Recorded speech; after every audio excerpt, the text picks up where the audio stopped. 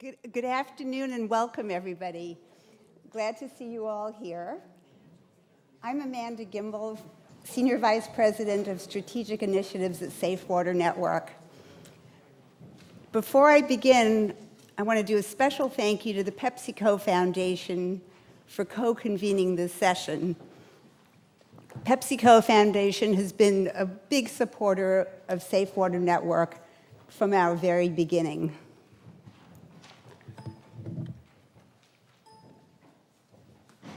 I'd also like to thank our other funders who have been working alongside us in solving the issue of bringing us affordable, safe water to communities in need. What does it take to get there? At Safe Water Network, we've spent the last 8 years working to figure that out, focused on one important aspect of it, which is sustainability at the community level. We've done that by working on the ground with communities and partners, and today we have 125 safe water stations in 150 communities in India and Ghana, serving more than 500,000 people. But what's particularly exciting about what we're doing is the fact that these are small local businesses that are delivering safe water to their communities. We found that the keys to success are treating the end user as a consumer, understanding what they want and need, and also ensuring financial and operational viability. So what do consumers want? First of all, consumers want affordable, safe water and are willing to pay for it. But the water must be affordable if you're going to gain and keep customers. It's really critical. Second of all, they want dependable access to safe water. If a customer comes to purchase water and it's not available, they'll go elsewhere, and there's a good chance that the water that they consume will not be safe. Consumers also want accessible water.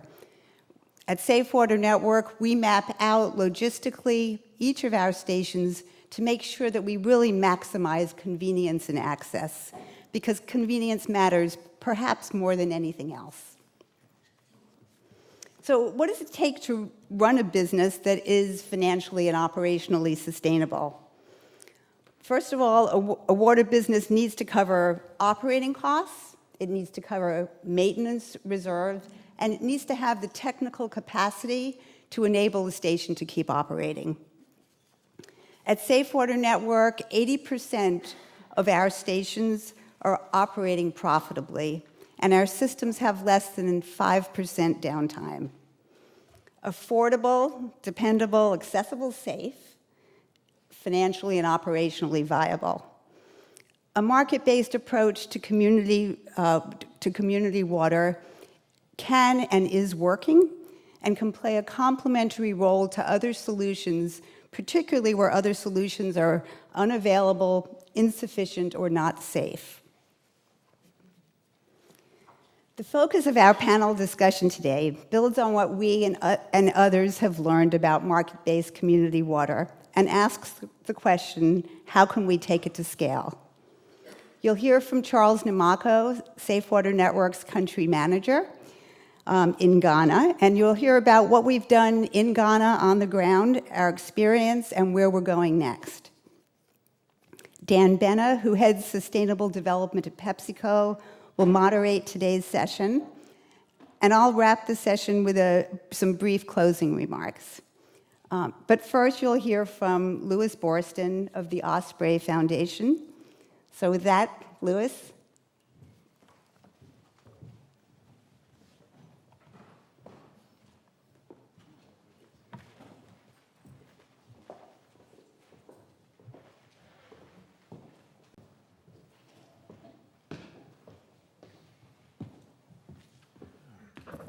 Good afternoon. Thanks, Amanda. My job is to provide the context for for this presentation, which is to say to give a perspective on where Safe Water Network's approach to serving communities fits into the big picture in the wash sector. The good news is I'm going to keep these remarks really short because Amanda already framed it pretty well, and Charles is going to provide some details, and then we'll have a good panel discussion. To meet the ambitious goals of the SDGs, we need service delivery approaches for WASH that meet 3 criteria. The first is universal usage.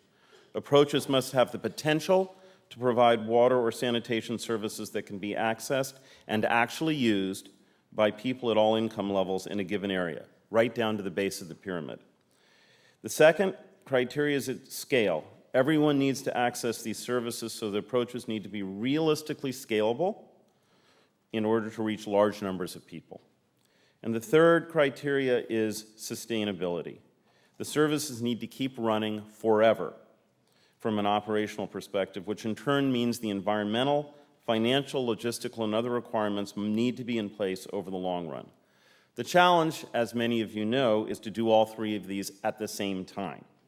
Governments often provide WASH services at scale, but often these programs aren't sustainable or they don't necessarily serve everyone. NGOs may do a better job of serving the poor, but not that many operate at scale. And the private sector can offer financial sustainability, but rarely for everyone in the market. So that brings us to the core question. Given this context, why should you be interested to hear what Safe Water Network has to say? My perspective on this is the service delivery model that they have developed over the last 8 years and that they now want to expand and plan to expand actually has the potential to meet all 3 of these goals at the same time: universal usage at scale and on a sustainable basis. So let's be clear, Safe Water Network's market-based community approach is not a panacea. It doesn't suddenly solve all 3 of these challenges. There aren't any free lunches or free water stations, and as with all approaches, there are trade-offs in this model.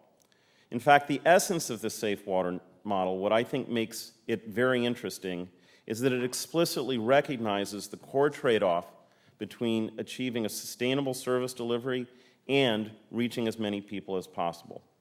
That's where the market-based and the community elements come in. Market-based means that they operate each water station as well as all the supporting administrative services in a very efficient manner. They are one of the most efficient operators I've ever visited. I've been to their operations in both Ghana and India. Community means that they engage deeply with the local community, most noticeably by setting a price that most people can afford. That's a powerful and exciting combination, and it has the potential to work even better as they scale up, because that will allow them to bring costs down, which will expand the number of people they can serve. In terms of the portfolio approach that they're talking about, that's one way of thinking about the portfolio approach, which means the more of these stations that you pull into the portfolio, the better the operations will be. It is not, as I said, without challenges, both in terms of running the safe water stations and managing the scale-up process. That presents a new set of issues such as regulatory risks and fundraising. And we'll get into a good discussion of those issues once Charles does a bit more explaining about how all this works on the ground.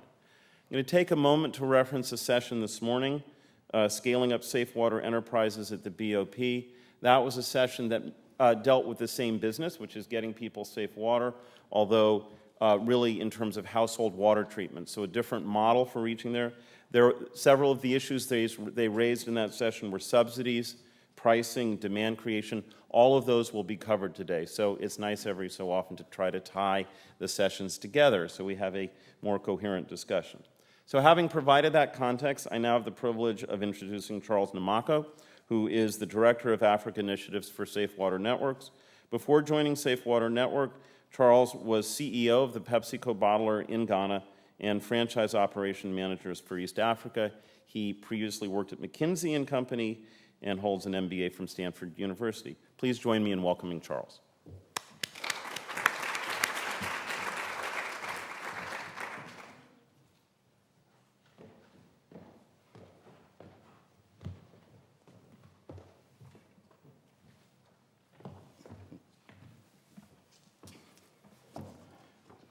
Thank you very much, Louis, for that introduction. And a good afternoon to all of you once again. I bring you greetings from Ghana, where Safe Water Network operates in roughly 50 communities. And we are bringing safe and affordable water to about 160,000 people.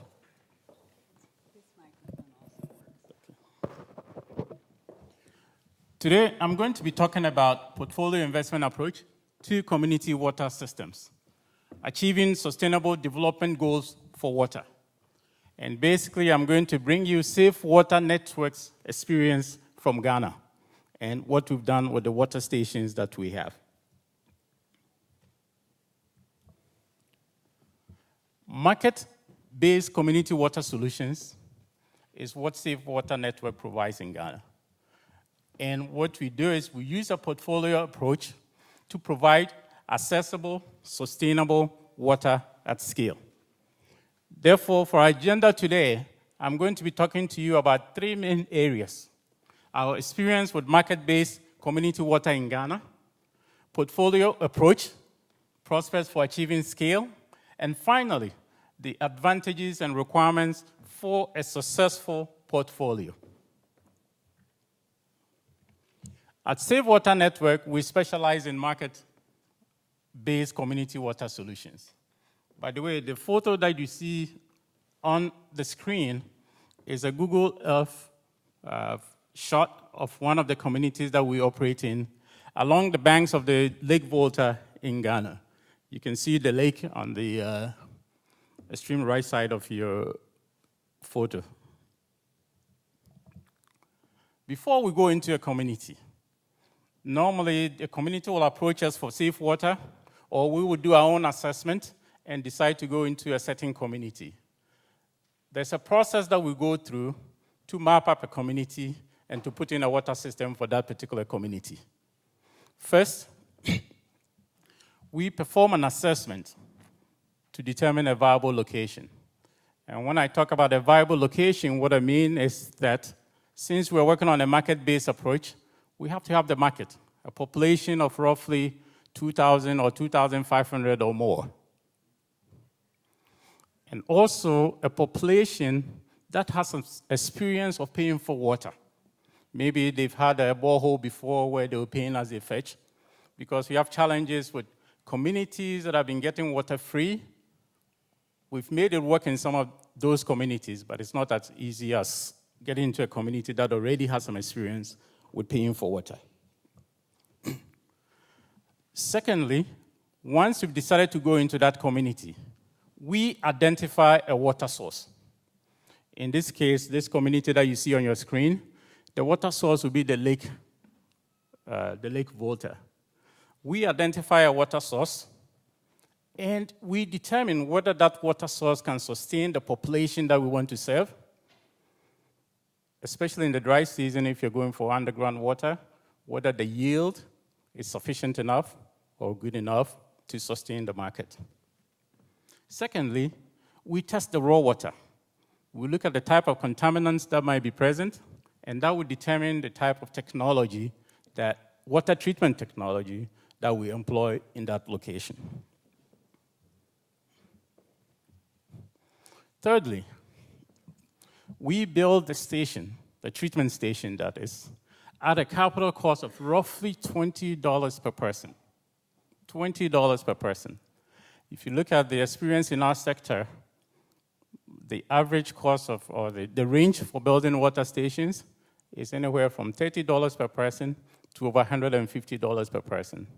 So we efficiently employ the capital so we can provide treated, safe water at a very efficient cost. After the station has been built, we identify a local operator. Again, the operator is employed from the community. Almost all the operators that we have are people that we, together with the community, have identified, interviewed, and employed to work at the station and to operate the station as a business. Next, we activate consumer demand. We do health and hygiene education together with volunteer groups from the community. We do training programs. We get school children involved. We believe that health and hygiene education helps people identify the risks of taking untreated water, and that effectively generates the demand for the water that we are going to sell. Not only that, we generate additional demand through delivery. When I say delivery, there are some people who want the convenience of getting the water closer to their homes. So we have tricycle delivery, and we have truck delivery that takes the water from the treatment station, sells the water at a slightly higher cost to people who can afford it and want the convenience of having the water delivered to their homes. We also build substations. And when I say substation, what I mean is there are some communities that are close enough to the main treatment centers, but they're not big enough to have their own treatment sites. So what we do is we pipe water from the main treatment center to a nearby community, sometimes 3 miles away. And we serve the people from that community. So we call that a substation. Essentially, it's a market size that cannot support its own safe water station, so they have to depend on a nearby station for its water. We also built what we call remote kiosk. Initially, we were serving the communities from a centralized point, vending point within the town or within the community. Remote kiosks add additional convenience because we pipe the water to population clusters within the same community. Again, convenience. We want to bring the water closer to the people, and we've actually done an insight, a field insight, what we call it. It's a small study that we do on the impact of these remote kiosks on the uptake of the water in the communities. We're also doing household connections.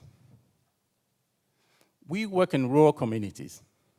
And initially, we were not doing household connections because the conventional wisdom is these people do not want the convenience of the household connection. We just need to give them safe water.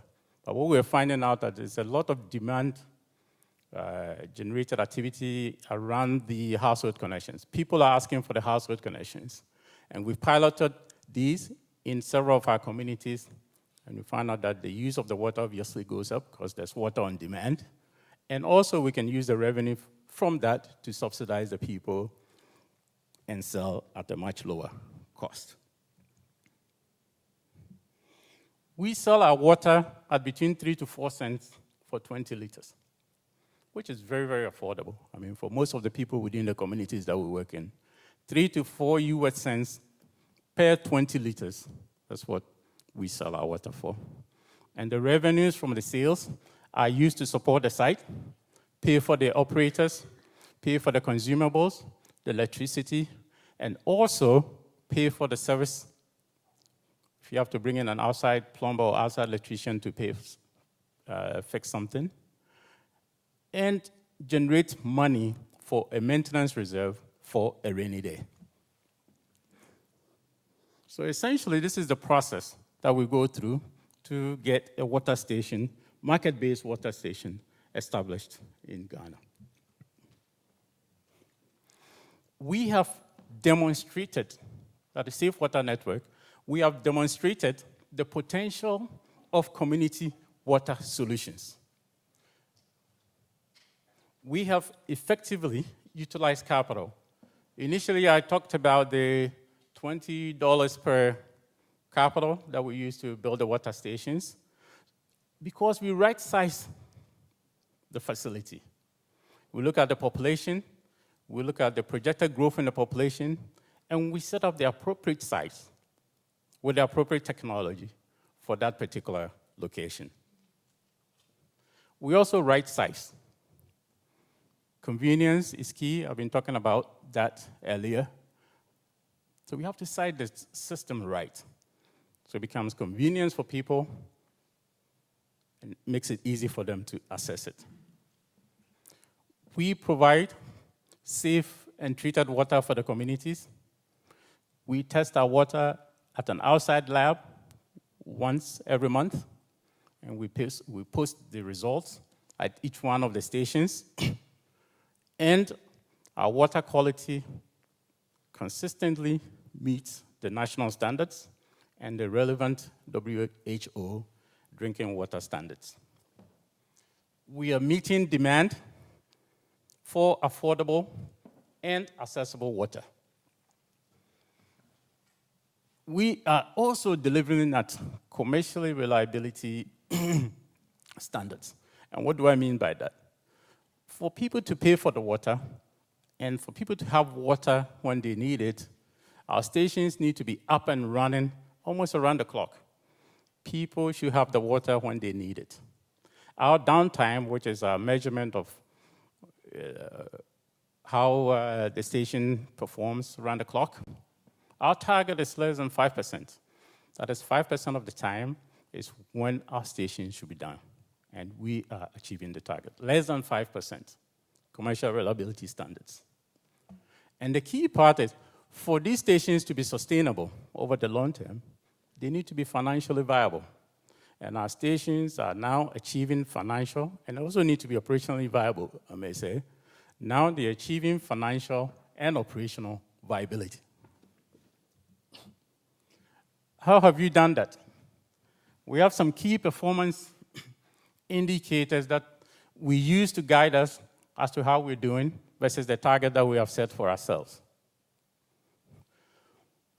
The water has to be affordable. The UNDP standard is dead. People in the rural communities should not spend more than 3% of their income on water, that is treated water.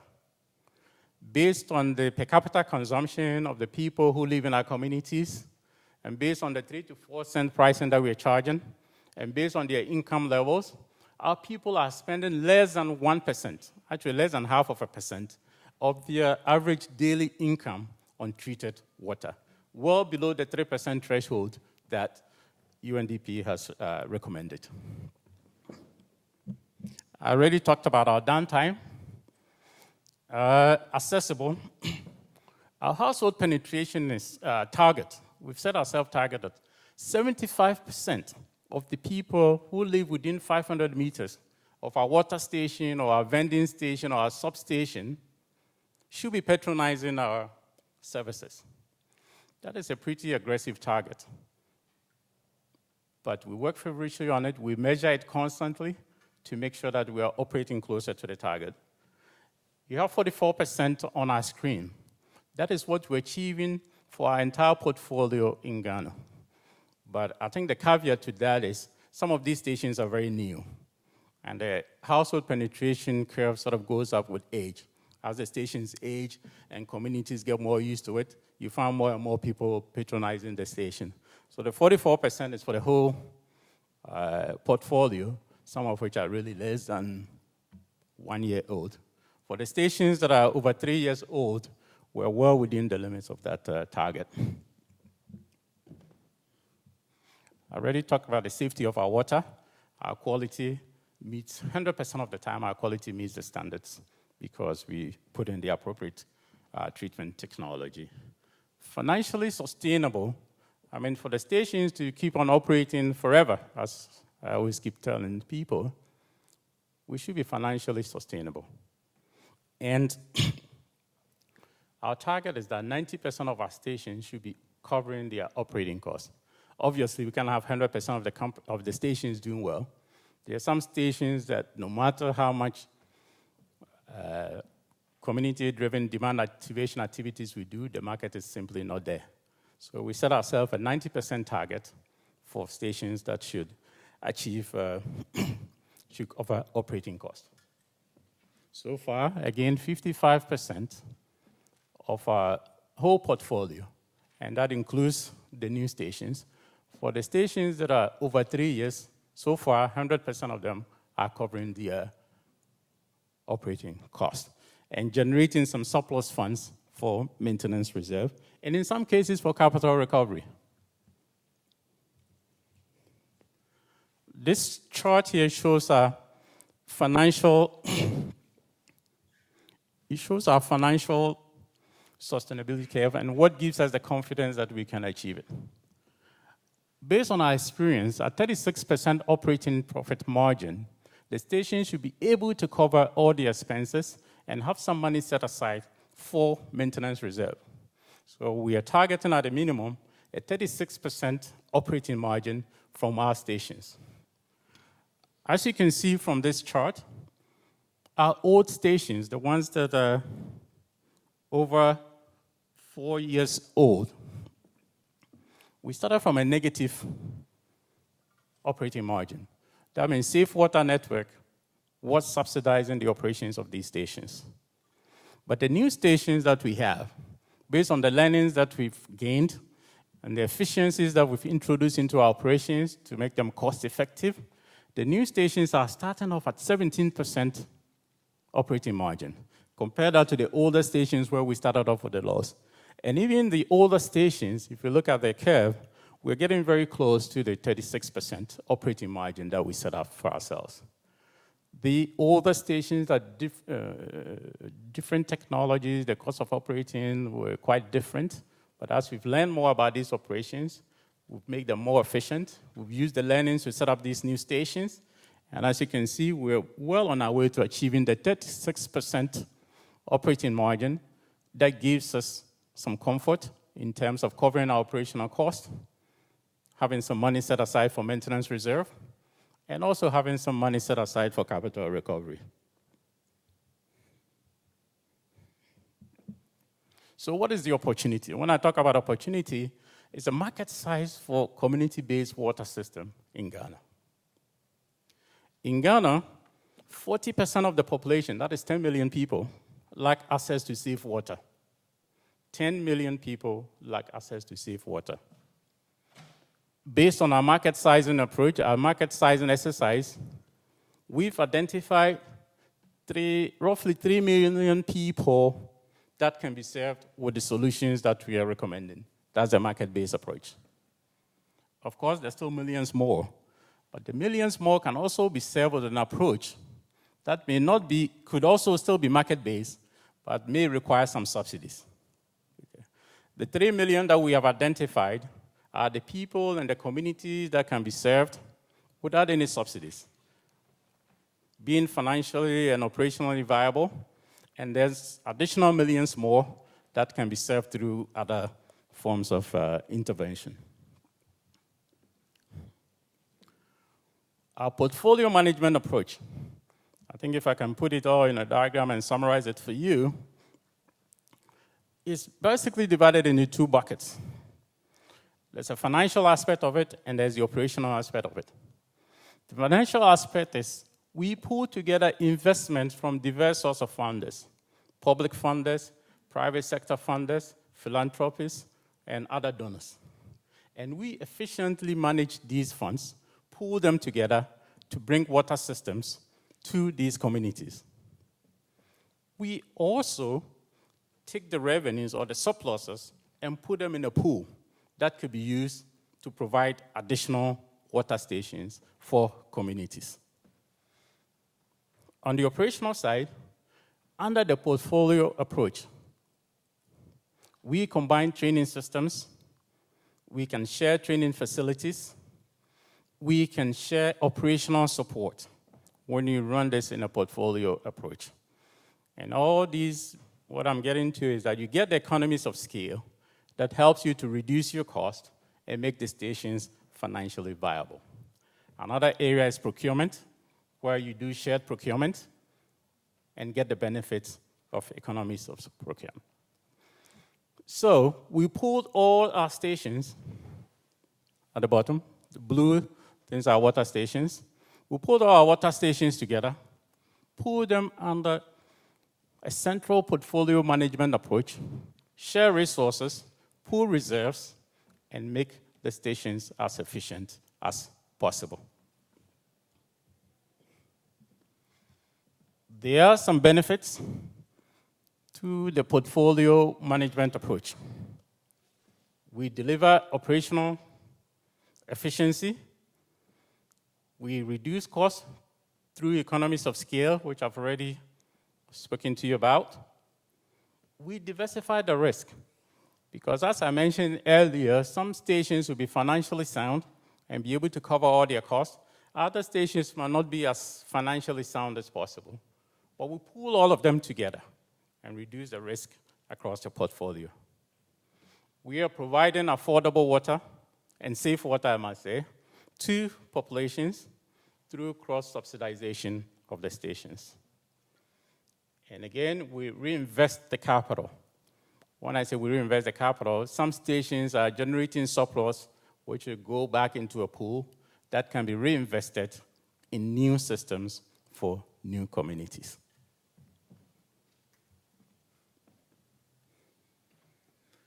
What are the requirements for a successful portfolio? At the station level, that is at the community level. When I say at the station level, I mean the community level. The stations have to be financially sustainable, which I've talked about earlier. There should be local ownership. We cannot impose this on the community. They have to accept it as a partnership between them and Safe Water Network. Of course, the water should be affordable. As I mentioned earlier, the proportion of income that these communities are spending on our water is less than 1% of their daily earned income. And then quality standards. If you're going to ask people to pay for water, they have to get value for it. They have to ensure that the water is safe and is better than the alternatives that they have. The second piece is the portfolio. Second requirement for a successful portfolio is at the portfolio level. There's a requirement for investments from private funders, public funders, philanthropic funders, and others. And this should also be a centralized infrastructure for sharing the services, maintenance services, training services, procurement services, and others. At the national level, there's a requirement for this portfolio approach to succeed for demarcation and pricing policies. What do I mean by that? Demarcation policy is for the central government to set up the guidelines for market-based operators to work. We've had examples of where we put in water systems, and the central government has also come back and put in competing water systems. This is not going to work, especially when you're putting in private sector funding, and we want to run this like a business. So there's the need for demarcation policies, and we are engaging the sector leaders, the ministry at the highest level of government for this demarcation policy. There also need to be a pricing policy. The pricing should be affordable, but we should not be forced to sell at a price that is unsustainable. Certain governments or certain times, certain localities have set a floor, or they set a ceiling of what the price per liter should be. We believe that the market-based approach with efficiencies that we have should be able to provide affordable water without serious government intervention. In some areas, there may be subsidies, which we recognize, but it should all be demand generated. Another requirement is capacity building.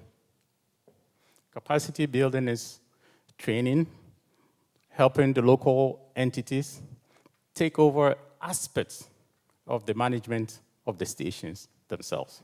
Of course, with the support of Safe Water Network. And not to forget the district and the local adoption. In Ghana, we work through the district and the municipal assemblies. They are the ones who hold the assets in trust for the communities.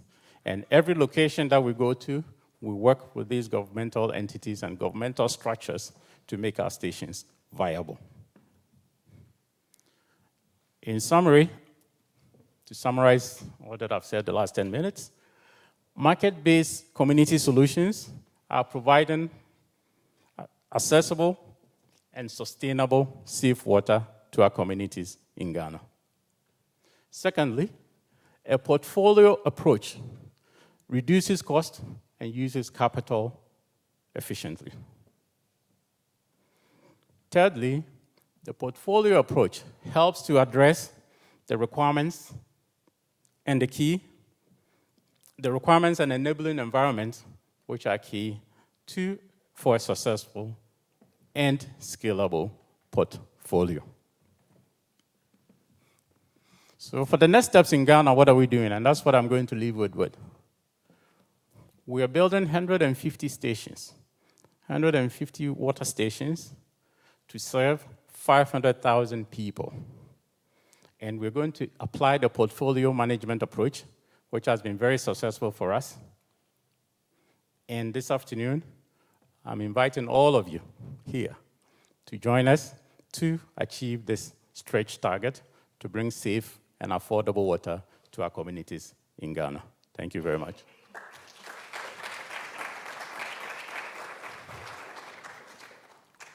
Next, I have the pleasure in introducing our moderator for this afternoon's session, Mr. Dan Benner. Dan is Head of Sustainable Development for PepsiCo. Dan? Thank you, Charles. Great job. Excellent. So why don't you take a seat? Okay. And then I'll call on the rest of the panelists. Thank you, Charles, and thanks for everyone. Louis, remarkable opening comments. Thank you, Amanda. You grounded us, I think, beautifully. Charles is a member of the PepsiCo family and will always be as the CEO of our PepsiCo bottler in Ghana before he joined Safe Water Network. But I am so honored to have a remarkable, diverse panel this afternoon to talk about the challenges of the provision of safe water in a safe, sustainable, affordable way. So what I'd like to do is introduce each of our panelists. I'm not going to go through their bios. That's in the paperwork that you can pick up at the back of the room, and it's posted online. And for the purposes of time, because I want to hear more of the dialogue and the questions from you in the audience, I'm planning to bring the panelists up. For those panelists that you have not heard from already, I'll ask one question. So instead of opening comments from each, I'll ask one question to the remaining panelists, and then we'll go directly to the audience for questions. So get the questions rolling. It's my pleasure to introduce our panelists, and as I call your name, if you'd please come up and take a seat. Mrs. Magdalene Appentang, Chief Economics Officer and Director of Public Investment for the Government of Ghana. Mr. Louis Borston, from whom you've already heard this afternoon, a luminary when he was at the Bill and Melinda Gates Foundation as the architect of much of their WASH work, and now senior advisor to the Osprey Foundation.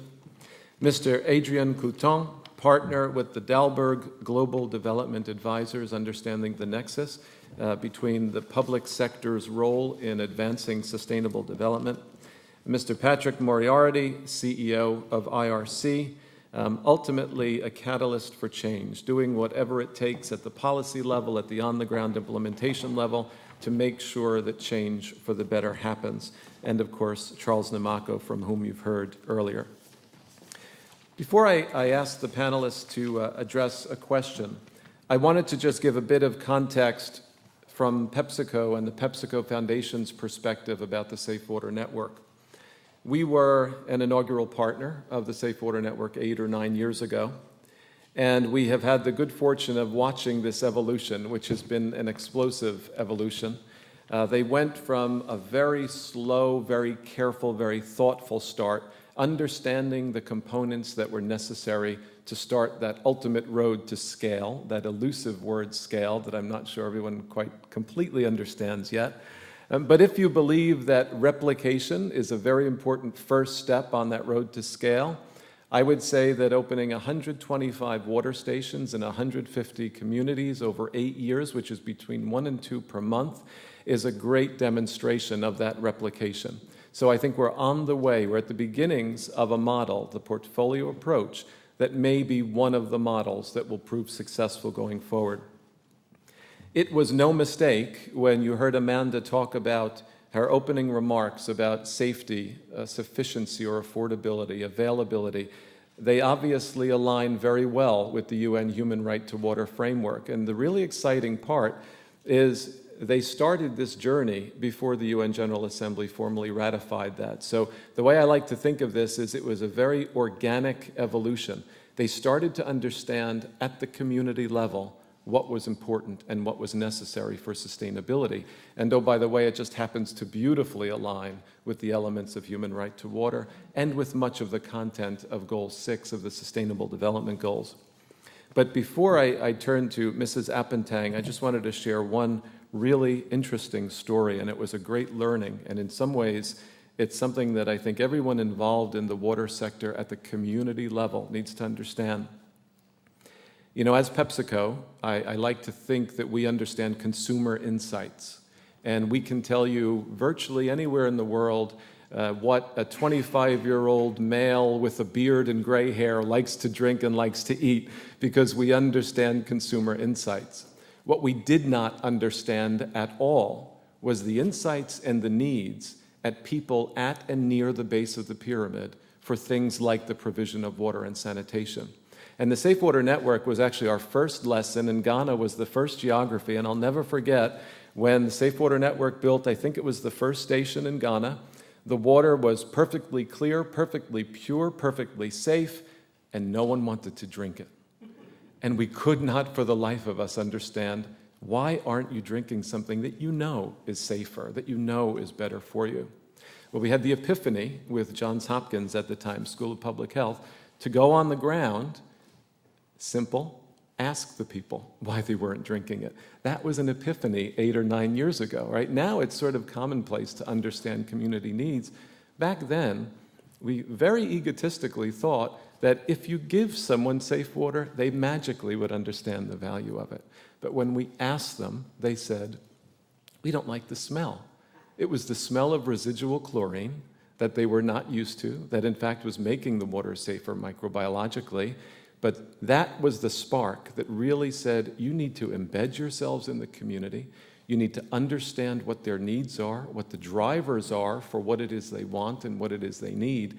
And that's when you start to get success. And you start to see this operational and financial success that we heard Charles talk about.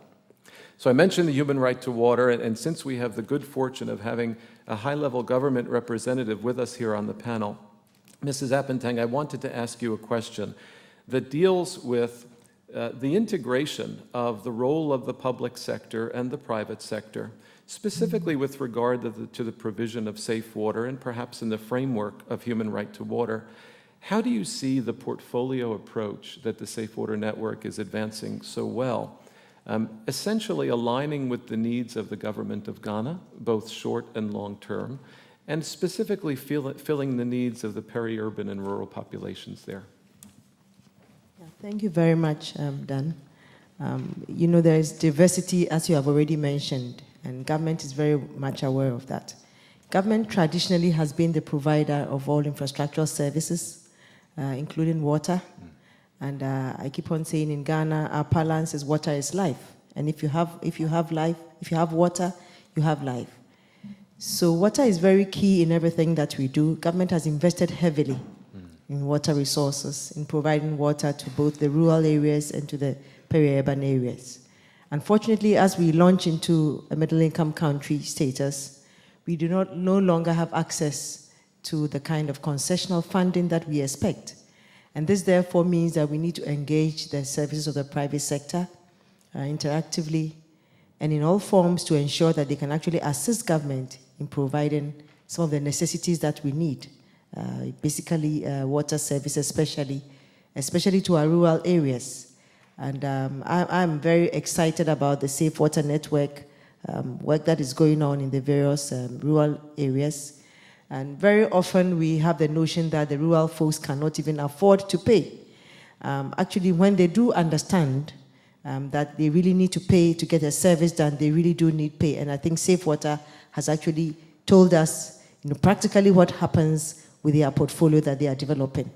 The government of Ghana has therefore put in place a partnership arrangement that seeks to engage the private sector further by providing the regulatory processes and policies to ensure that the private sector entity that comes on board will be able to actually undertake some of these projects effectively, and at the end of the day will be able to repatriate where possible resources when necessary. But we know that in Ghana, Safe Water Network is actually reinforcing and re-engaging and also financing other facilities in other areas. And therefore, we are most grateful to have them there.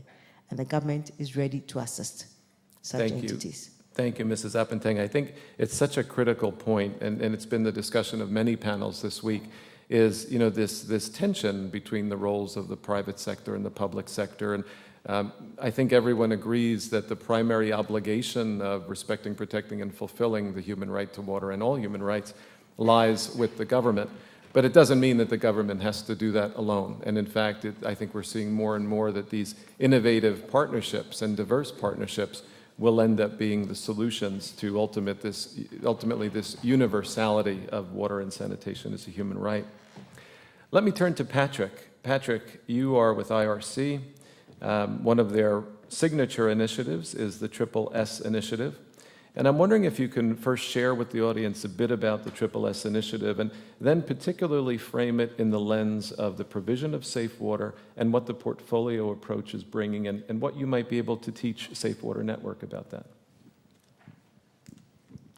Sure, thank you. And let me preface all of this by saying, you know, I've known Safe Water, I think probably for about as, or well, maybe you've known them for longer, but I've certainly, at the time that I was living in Ghana, back in 2008, I've been following with interest their progress. And I think I absolutely echo what you say, that, you know, I think Safe Water do a number of things really well.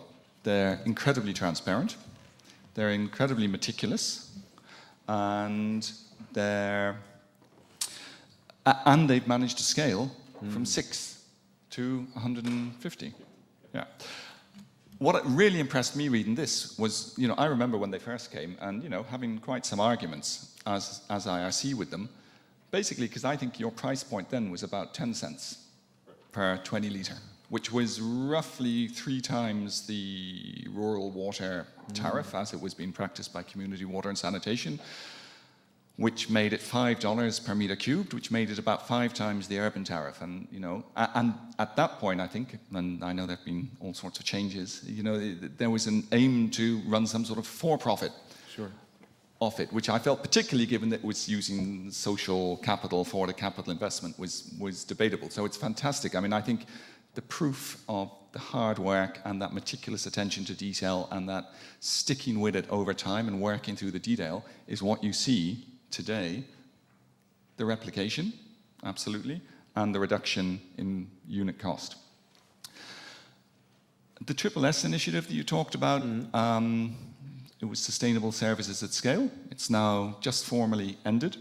It was, as you say, IRC's signature initiative for a number of years and was active in, particularly in Ghana at that time, and was basically looking at everything I'd say that was on Charles's second last slide, and particularly those 2 bubbles on the outside. So it was looking at the policy level, it was looking at government, it was looking at local government. It was delving into issues like what does it actually mean to talk about community management and community ownership when the legal fact is that districts are the owners of the assets. But many districts weren't aware of that. And so we got into things like asset management training, asset management inventories, a whole host of work that I'm not going to bother people with here now. And we have an extremely extensive website, which if you're brave enough, you can dare, and you can find your way through the 6,000 individual pieces of information on there and hopefully find something that's useful to you. But, you know, I think as a panelist, you know, there was one bit actually that I wanted to address, and it's, I don't know if it's an appeal or suggestion, and it's really coming from an IRC perspective. So IRC, who understands getting to universal access to services that last as being primarily about systems change, primarily about, you know, again, I like your bubbles, because dealing with all those levels, dealing with all the issues at all those levels systematically till we get the last person at the furthest away, at the top of the highest hill with a service. And within that context, you know, we always say, we talk a lot about life cycle costs. That's another signature initiative we're known for, our work on life cycle costing, and I really love, you know, seeing some of that coming back. You guys are fantastic on what, you know, on everything there, on everything there's post-construction costs. So operational expenditure, capital maintenance expenditure, all of that, I think. What you were shunting to the side a little bit, I felt, is the CapEx, the initial capital investment. And I think, Charles, you were saying we're even getting a little bit of that back. So why do I talk about that? Because one of the other signature initiatives we're getting off the ground at the moment is is a campaign for public finance for WASH. And what my appeal to you in talking about the market-based approach, and particularly the market-based approach for fundamental services, is not, excuse me, madam, but not to let government off the hook too easily there. You are running a market-based approach, that's clear. But as you said, 3 million, so if I understood your figures right, for 3 out of the 10 million unserved, you think you could do pretty much full cost recovery on post-construction costs and maybe a bit of capital recovery. For the other 7, you need some degree of subsidy or support from government. But I'd argue you also need, if we're going to scale this, really scale, not just replicate, you're going to need some sort of public finance or support public investment in the capital investment. So I think the only message I'd say is in pushing the market-based approach, in pushing all the discipline that the private sector brings and that you guys model so well, don't lose sight of the fact that you've got to get government on board fully committed, including Ministry of Finance. And whether they put the money in themselves or whether they guarantee the money so that we can pull it from the bond market, they've got to be at the table and they've got to buy into this. And then it's indeed somebody called, what did they call it? Another session we were today, I think a CSO public-private partnership. So, yeah. So, fantastic. Thank you very much. We keep adding more letters to the acronym, right? I heard one last year at CWE, it was a PPPP, which was a people-centered public-private partnership. So it's at some point we're going to start a new language, I think, with the acronyms. But thank you, Patrick. And then finally, let me turn to Adrian before I go to the audience with your questions to really stimulate a back-and-forth dialogue. And Adrian, you've been doing involved certainly with social ventures for quite some time. If you can share some lessons that you've learned from your experiences in India or other countries, specifically with regard to other social ventures that may be similar to Safe Water Network's portfolio approach or different, perhaps some lessons learned that you can share with them and with the audience. Yes, it's great to be here and to see the progress of this model. I've been seeing a range of other models in different geographies, but particularly in India. And so I'm going to really look at the Indian examples to bring in perspective what we are discussing here. And India is very interesting because it's an environment where the water kiosk model has developed very well, including for the Safe Water Network. I think you have maybe 5 times as more kiosks in India today than in Ghana. And so there is a lot to be learned from India. And so to reflect on the model, I can use the grid that Louis was proposing in his opening remarks, looking at good solutions with potential for the water sector, and looking at those 3 criteria of universal solution, scalable solution, sustainable solution. So these were pretty much the questions that I had when I was managing an operator in India before my current role at Dalberg. And so our first question was to understand where the model would be available in India.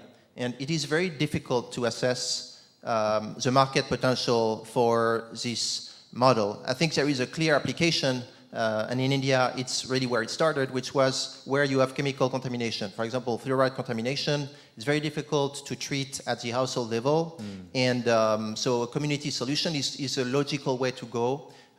It's also the communities where it's probably easiest to go because there is an awareness of the problem, and so you can get things started more easily than elsewhere. So that's a clear area where you want to use the water kiosk model. But I also wanted to stress that the potential for it is very broad.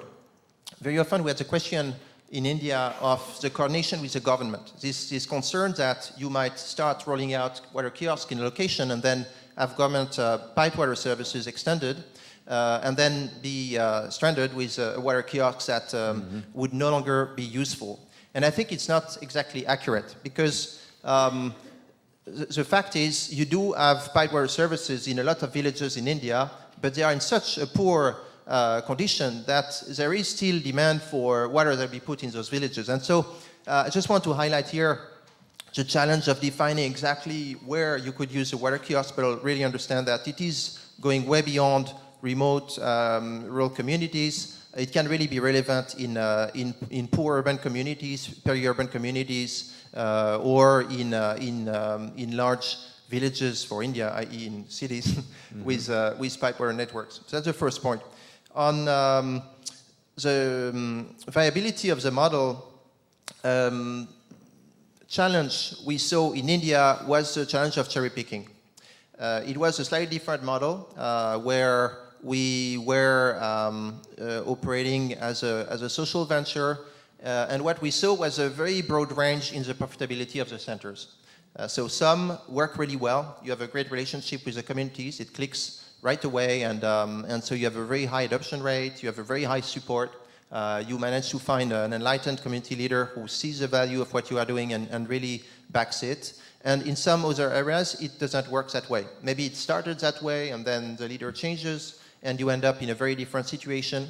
Or maybe you had issues leading to a more difficult relationship with the community, and they perform poorly. And then you end up with average figures, but with behind those averages, very, very good sites and very bad sites. And the challenge is to keep this together, because when a site is very, very viable, very profitable, it also can attract, the attention of correct politicians in some of the cases that we met in India, or individuals that just see a commercial opportunity and want to take advantage of it. And that really weakens your model, because you end up with the bad performing sites, and you are no longer able to really control those ones where you had the greatest success, which you could read in a way as a good outcome in the way that someone else is wanting to take the lead. But unfortunately, the drive for that decision is typically a drive for profitability and money, and it's bad news for the sustainability of the site in the long run.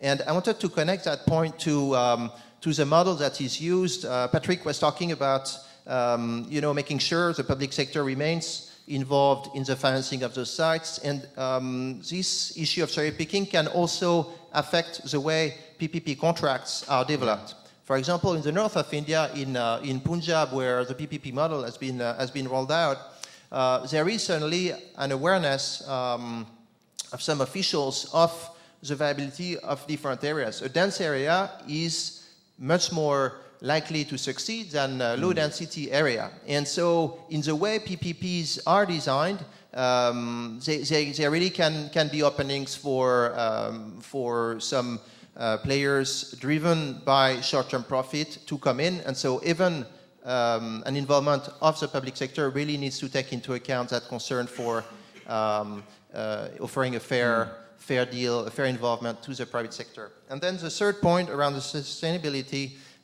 connects to the experience I had on the operational side. So it is very difficult to run the kiosk, and I think for that reason quite remarkable to see the success that you have met. There are two main challenges that we faced in India. The first one was around the marketing. Launching a site, we found was and our goal was to expand very quickly. Is a very seasonal activity. It is difficult to launch an ice cream business in the winter, and similarly, it's much more difficult to launch a water kiosk during monsoon. And what it means in terms of operation is a volatility, a cyclicity in your operation, which is difficult to manage, and which we took a bit of time to learn. And we realized that the launch of the site is really a crucial moment. It was very difficult to get to a high penetration if we started with a weak start and with a poor adoption initially. And the second point was around the operation and maintenance of the sites. There was this figure of 5% downtime here. To me, it's really a crucial figure, because once you have marketed water to a community and you have convinced people that they should pay for water instead of taking free contaminated water, you need to be able to deliver that service. Otherwise, you let them down. And it is very difficult, of course, to maintain a model that is operated typically by local operators with low levels of literacy, which is operating at very low margins, trying to keep the price of water for consumers very low. And so the O&M challenge is enormous. And I wanted to end by talking about technology and the role it can play. Of course, it's a moving picture. I think there is an enormous potential to leverage technology to be able to target skilled maintenance teams to the sites and get them to come in and fix the site as soon as it breaks down, when you start having a very large install base, which is very scattered over a broad territory. Thank you, Adrian. That is a lot of useful input. I think in particular, this idea of the importance of having the right government champions, right? The right enabling environment. And for years, Patrick and I were talking at lunch. I've always wondered whether this enabling environment actually existed. But then when you see the positive value of an enabling environment done right, like in Ghana with government support, and the capacity building of the implementation partners on the ground, and those two meet somewhere in the middle, that's when you really start to see the successes. But we've all heard horror stories of where one or more of those pieces disappear, whether it's just because of time, whether it's because of a political election. And of course, it could be very detrimental to the people that are the most vulnerable, that need the services. I'm going to go to the audience, but I want the panel to think about a question while I go to the audience, because I think we might do a tag team of panel audience. Patrick, you mentioned capital expense. Adrian, you mentioned it, and it's one thing to recover operating expenses, but this is a fairly capital-intensive proposition to build and operate these kiosks. What sort of positive, bright lights do you see in terms of the funding opportunities for capital and for investment in these kinds of portfolio models? So don't answer now. Think about that, and let me go to the audience for questions. Anyone who has a question for the panel?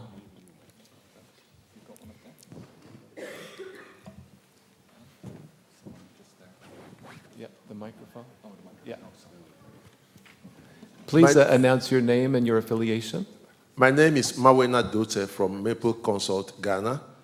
I don't really have a question, but I just want to commend Safe Water Network for its tremendous work that it is doing. I just have a few comments, not questions. They have actually come to revolutionize the supply of water in small towns, peri-urban, and in some rural communities. Starting from 2008 to 2015, I think the progress has been phenomenal. But looking at the presentation by Charles, I think that the private sector thrives on competition. The private sector thrives on competition. So I think it is also, Safe Water should take a second look at asking government to come out with demarcation policies. Because if you want government to come up with demarcation policies to say that XYZ communities, once they've been supplied with water by Safe Water Network, it means that government, when it is in a position to actually fulfill its mandate, should not go in that area. But you will see that from 10 cents, you've been able to reduce your cost, your tariff to 3 to 4 cents, which means that you are becoming competitive. And it is not fair to the people living in that area that government should not come and operate there. There is a classic example in Oyibi. Charles and Magdalene know about Oyibi. Oyibi water system was funded by Danida. It's a community-managed system. It's for the Community Water and Sanitation Agency. It is the flagship community-managed project. But 2 years ago, the Ghana Water Company laid pipes from Bong through that community. To start with, then everybody said, what's going to happen to the Danida-funded system? But the Danida-funded system has responded positively. Ghana Water and the Danida-funded system are complementing each other, and it's actually boosting water supply in that greater area. So I think that Safe Water and government should have further engagement on this issue. Pricing I don't have a quarrel with that. I don't think there's an issue about pricing. You should determine how much you want to sell the water. And actually, the OEB example which I have given, the water from OEB is even higher than water from Ghana Water. So pricing, nobody should interfere with your pricing. But the demarcation, if you insist on demarcation, it may amount to government abdicating its responsibility to those communities. And we have situations in Ghana where education, primary education is free. But independent of that, a lot of private schools are in the areas. And parents have to choose between private schools and public schools. And increasingly, because of the better performance of the private schools, you see that people whom we thought originally could not afford are sending their children to the private schools. And I think that, for me, if you ask the question of reliability, people will say, we prefer safe water network. If you ask people questions of safety or quality of water, they will say, safe water network in the areas that you are operating. But don't insist on making it a government policy that this area should be carved out as if it's carved in stone. Then my second point is that Charles, in his presentation, did not give us an insight into what the management models will be after Safe Water Network pulls out. I don't know whether you are planning to be in the communities in perpetuity, but I see that you also talked about district-level adoption. If you are thinking of district-level adoption, then I think that you should also be thinking, your next steps should not just be, we want to do 150 more systems, but you should start thinking about the management models which you will put in place, because sustainability hinges on the type of management models which you will put in place. And my last comment is that the sector is water, sanitation, and health. We are lagging so far behind with sanitation. The MDG target for Ghana was 54%. Regretfully, I don't even want to mention the target we achieved or we will be achieving at the end of 2015. Yeah. So as we talk about water, we should also think about how we will come up with this beautiful model, this beautiful innovation you have with respect to sanitation, so that whilst we provide life, sanitation will help us to improve dignity in Ghana. Thank you very much. Thank you. Thank you very much for the comments. And I want to go to Charles and Mrs. Appentang, if you have any quick reaction or anything to complement the 3 points that the gentleman made. Do you want to go first or I'll go first? Okay. Thank you very much, Mr. Dochi. I think that was very comprehensive and very good. You have encouraged us quite well. What we're doing in government, I know, is looking at other financing options. The current Ghana Investment Infrastructure Fund has a facility for grants and loans component. And one of the targets is to assist some of the agencies who are actually proactive and who are interested to partner government in providing more water resources and more sanitation financing. In terms of, I think you've talked about the pricing and the demarcation. I do agree with you. I think demarcation in the sense that there should be more collaboration with the various districts into which they want to go to. Government, of course, at this time is not ready to provide water for every community in Ghana, and therefore the private sector comes in very well to assist government, and I'm sure government is going to ensure that we don't actually compete in these areas. And where there is an advantage for the private sector to be there, we would give that advantage to the private sector and encourage them. Furthermore, we are also willing to provide some guarantees and some funding through the community water and through development partners to ensure that they can actually engage the private sector in providing resources to fund these water and sanitation and hygiene, as you have mentioned. In terms of sanitation, I would like to mention that government has realized that. Currently, there is a discussion with the the development partners, ADB, African Development Bank, and the World Bank. And I know that in Greater Accra, for start, they're going to do an intensive sanitation program that is going to address the sanitation in Accra. In Kumasi, we have a sanitation program that is taking place in terms of looking at the toilet facility, as well as providing baths, a bathroom facility for the various residents in Kumasi.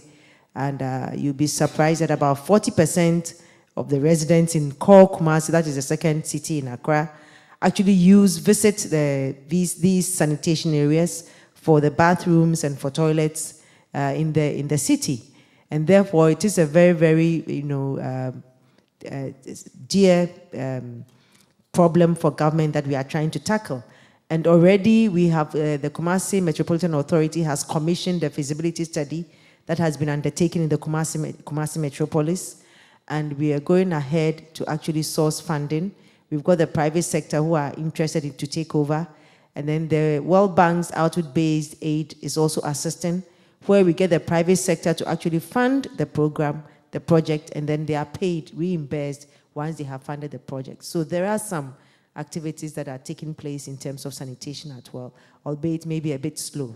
I'm sure we'll get there, but of course there are other aid agencies around, and I'm sure they would like to assist in that area as well as others are doing. Thank you, Mrs. Appentang. And I have to ask Charles about the competition question because, I mean, who knows competition better than the two cola companies, right? So it's particularly acute. And given your history, Charles, where does competition fit in something like a social enterprise like this portfolio approach? Yes, thank you, Dan, and thank you, Mr. Doche, for those insightful comments.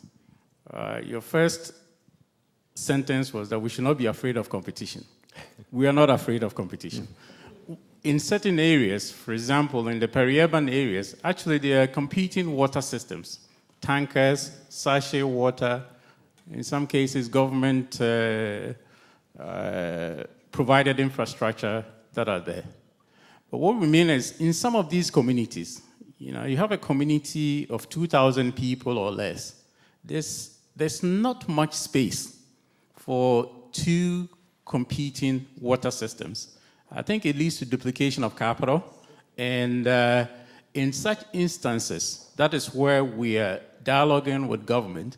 And also when they come in and they start pricing water at prices that these small water enterprises cannot compete with. Government brings water from municipal systems that treat millions of gallons a day. So obviously the unit cost of treating the water is much, much lower. In that case, competing with such systems may not be fair. So there are two issues. One is when government tampers with the pricing, and secondly, when there's not enough space in the market. I mean, every market can contain some form of competition, but in some cases, with a small village or a small community, it becomes very difficult. There are communities that are large enough, as I mentioned, where we have 3, 4, 5 operators, and we're competing very well with them and beating them at it. So it's not cast in stone that everywhere there should not be competition. Your second issue that I want to touch about is the management systems. We realize that as these stations continue to grow, Safe Water Network cannot continue to manage them or continue to provide the direct oversight that we're doing now. It gets to a point where the communities might have to take responsibility for the management of these stations. We are putting together what we call a field service entity. Field service entity is more or less a management structure, independent management structure based in the community that will pool resources together for management, for maintenance, and for the overall supervisory oversight of these systems. Of course, Safe Water Network will provide some oversight for these field service entities, but they will be based in the community and they will be managing these community assets for a fee, not for free. And they should be able to cover their own cost. In that case, Safe Water Network can pull back and provide the quality oversight and provide a supervisory oversight for these field service entities. Maybe next year when we come here, we'll be able to expatiate more on that. Thank you. Sure. Louis would like to complement that as well. Comment on the gentleman's comment as well as Patrick's. The underlying principle is that there's no free lunch. The price has come down. in part because of competition from other providers, in part because of what's affordable to the community. But at the current price point, which is about 1/10 of the price point of what other operators in Africa who are fully commercial are selling at, this is not at least today, this is not a fully commercially viable organization. It is being subsidized. There are communities which are larger, more densely populated, higher income, where they do better, and other communities where they do worse. But you can't have everything. I think right now what this organization is doing well is they're balancing. They're balancing keeping the price down enough to serve a lot of people, not everybody. If you want to serve everybody, you're going to need a demand-side subsidy, some sort of voucher scheme or something like that.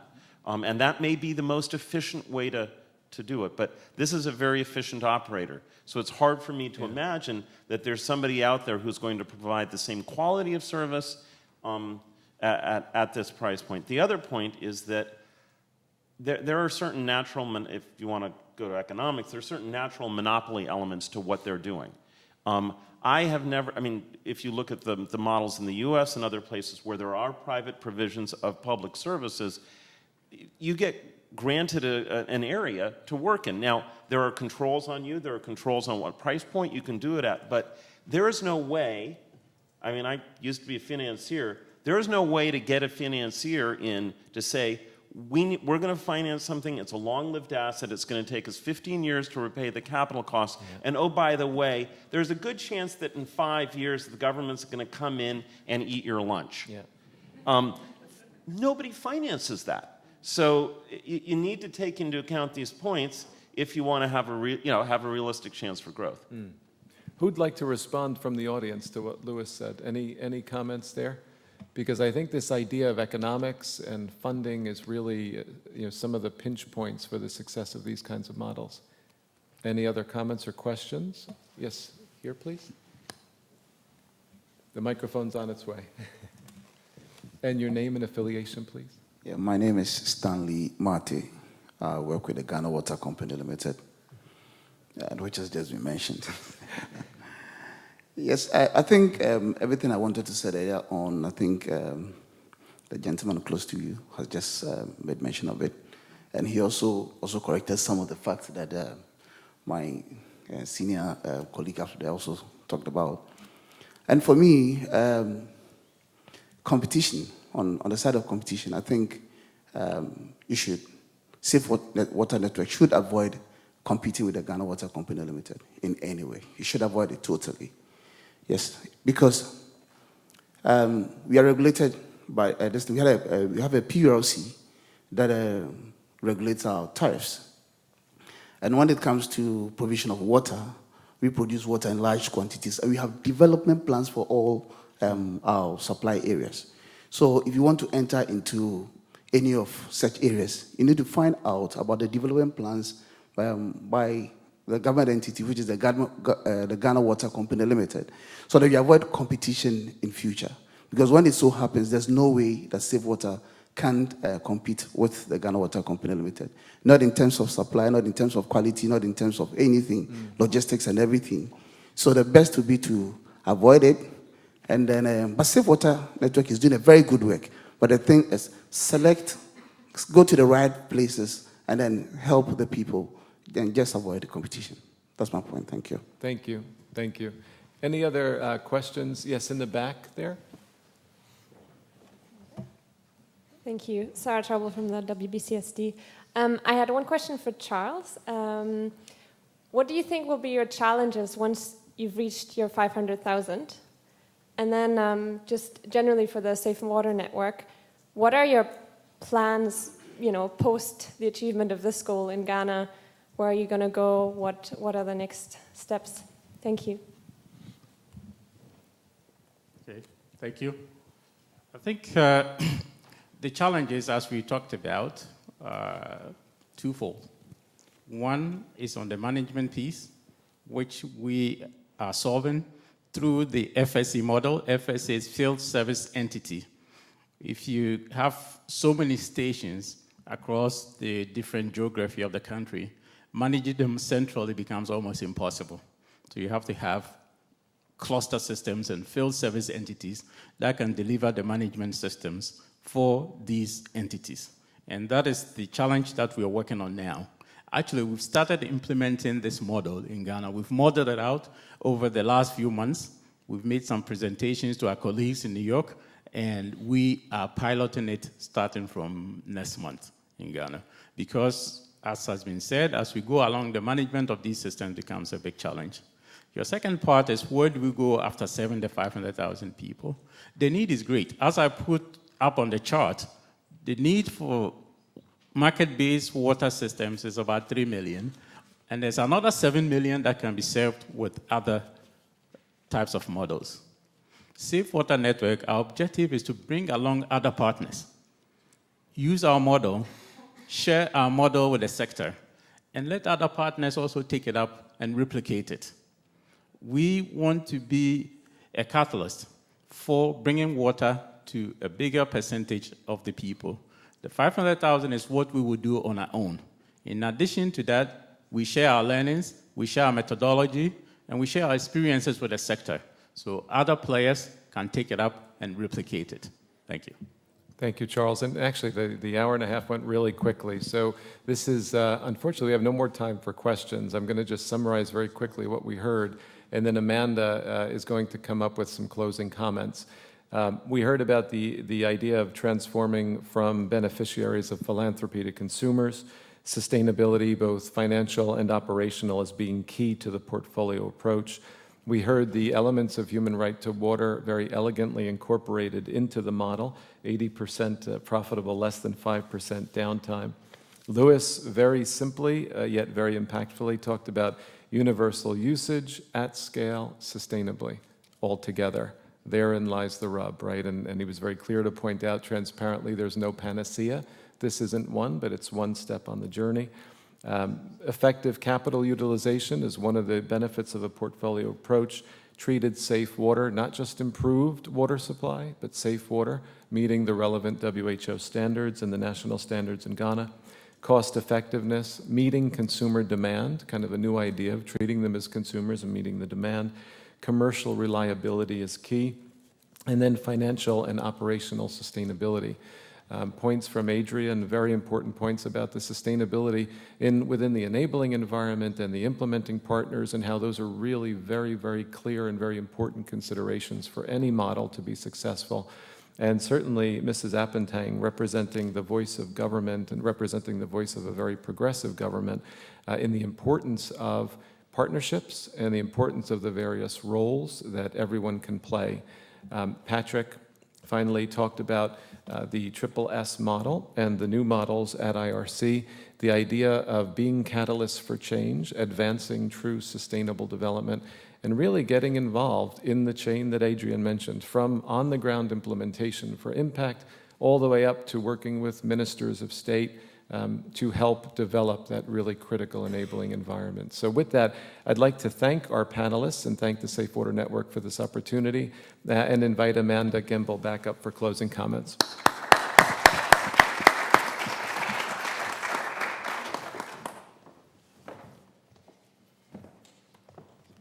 Thanks, Dan. And Dan, maybe, well, you can go ahead and go down there, but before you do, I just want to thank you for moderating a terrific session and really for summarizing points that were made by both the audience and the panel very, very beautifully. So thank you for that. I'd also like to just echo Dan's thanks to our panelists. This has really been a terrific group, and I'm sorry we don't have more time today to have an opportunity to even hear more from them.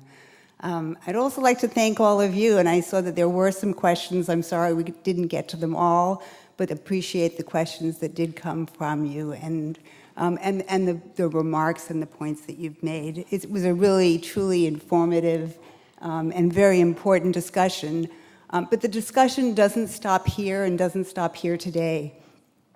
Our work, the work of the sector, our work with all of you continues, and we're going to continue this discussion, continue this work on the ground to really demonstrate the potential of these market-based solutions that are safe and affordable to be scaled. And I would invite all of you to join with us and with other organizations that are also tackling the same issues that we are to bring these market-based solutions to scale. So with that, if you haven't already, please pick up materials. We have field insights, sector reviews at the door. Please also leave your business card there if you haven't already done so that we can share the highlights of this session and future updates. And with that, I would like to just once again thank our moderator and thank our panel. And thank you.